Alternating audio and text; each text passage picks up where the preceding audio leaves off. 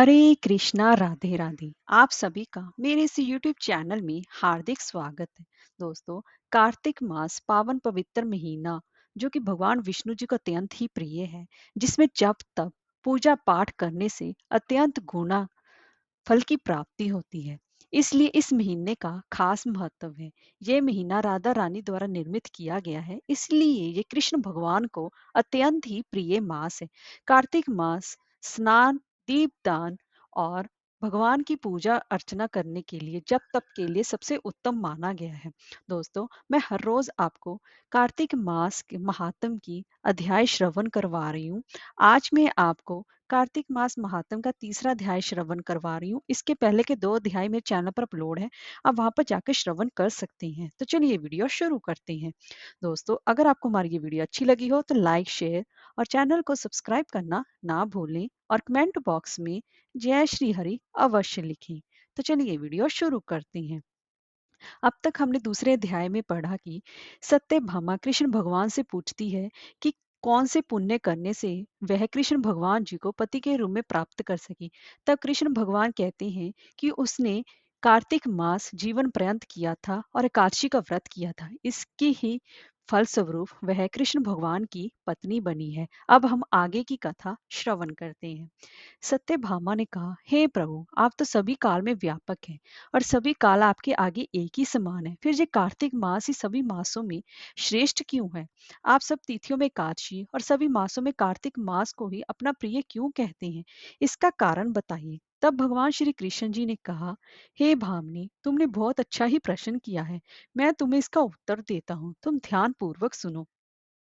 इसी प्रकार एक बार महाराजा बेन के पुत्र राजा पृथु ने प्रश्न के उत्तर में देवर्षि नारद जी से प्रश्न किया था, और जिसका उत्तर देते हुए नारद जी ने उसे कार्तिक मास की महिमा बताते हुए कहा, हे राजन, एक समय शंख नाम का एक राक्षस बहुत बलवान व अत्याचारी हो गया था। उसके अत्याचारों से तीनों लोकों में त्राही त्राही मच गई। उस शंखासुर ने स्वर्ग में निवास करने वाले देवताओं पर विजय प्राप्त कर इंद्र आदि देवताओं एवं लोकपालों के अधिकारों को भी छीन लिया। उससे भयभीत होकर समस्त देवता अपने परिवार के सदस्यों के साथ सुमेरु पर्वत की गुफाओं में बहुत दिनों तक छुपे रहे। तत्पश्चात वे निश्चित होकर सुमेरु पर्वत की गुफाओं में ही रहने लगे। उधर जब शंखासुर को इस बात का पता चला कि देवता आनंद पूर्वक सुमेरु पर्वत की गुफाओं में निवास कर रहे हैं, तो उसने सोचा कि ऐसी कोई दिव्य शक्ति अवश्य है जिसके प्रभाव से ये अधिकारहीन ये देवता भी अभी भी बलवान बने हुए हैं। सोचते सोचते वह इस निर्णय पर पहुंचा कि वेद मंत्रों के बल के कारण ही देवता बलवान हो रहे हैं। यदि इनसे वेद छीन लिए जाएं तो वह बलहीन हो जाएंगे। ऐसा विचार कर शंखासुर ब्रह्मा जी के सत्यलोक से शीघ्र ही वेदों को हर लाया।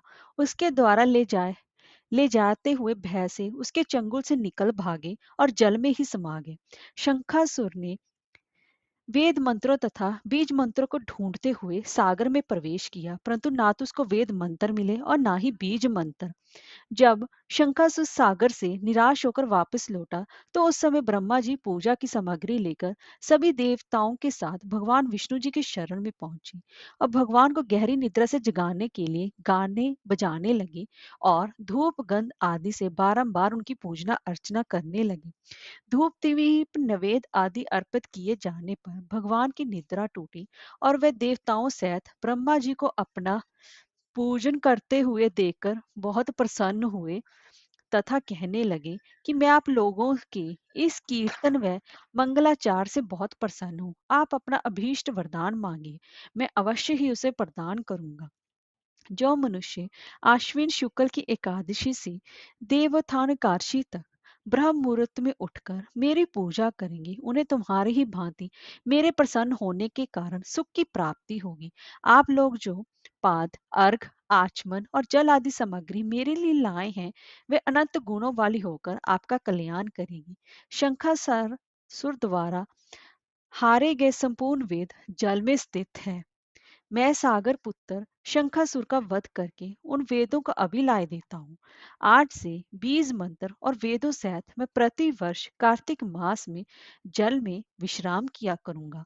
अब मैं मत्स्य का रूप धारण करके जल में जाता हूँ। तुम सब देवता भी मनुष्यवर सहित मेरे साथ जल में आओ। इस कार्तिक मास में जो श्रेष्ठ मनुष्य प्रातःकाल स्नान करते हैं, वह सब यज्ञ के स्नान द्वारा भली भांति नहा लेती हैं। हे देवेंद्र, कार्तिक मास में व्रत करने वालों को सब प्रकार से धन, पुत्र, पुत्री आदि देते रहना और उनकी सभी आपत्तियों से रक्षा करना। हे धनपति कुबेर, मेरी आज्ञा के अनुसार तुम उनके धन धान्य की वृद्धि करना, क्योंकि इस प्रकार का आचरण करने वाला मनुष्य मेरा रूप धारण करके जीवन मुक्त हो जाता है। जो मनुष्य जन्म से लेकर मृत्यु पर्यंत विधि पूर्वक इस उत्तम व्रत को करता है, वह आप लोगों का भी पूजनीय है। कार्तिक शुक्ल पक्ष की एकादशी तिथि को तुम लोगों ने मुझे जगाया, इसलिए यह तिथि मेरे लिए अत्यंत प्रीतिदायिनी और माननीय है। हे देवताओं, ये दोनों व्रत नियम पूर्वक करने से मनुष्य मेरा सानिध्य प्राप्त कर लेते हैं। इन व्रतों को करने से जो फल मिलता है, वह अन्य किसी व्रत से नहीं मिलता। अतः प्रत्येक मनुष्य को सुखी और निरोग रहने के लिए कार्तिक महात्म और एकादशी की कथा सुनते हुए उपयुक्त नियमों का पालन अवश्य ही करना चाहिए। हरे कृष्णा, राधे राधे।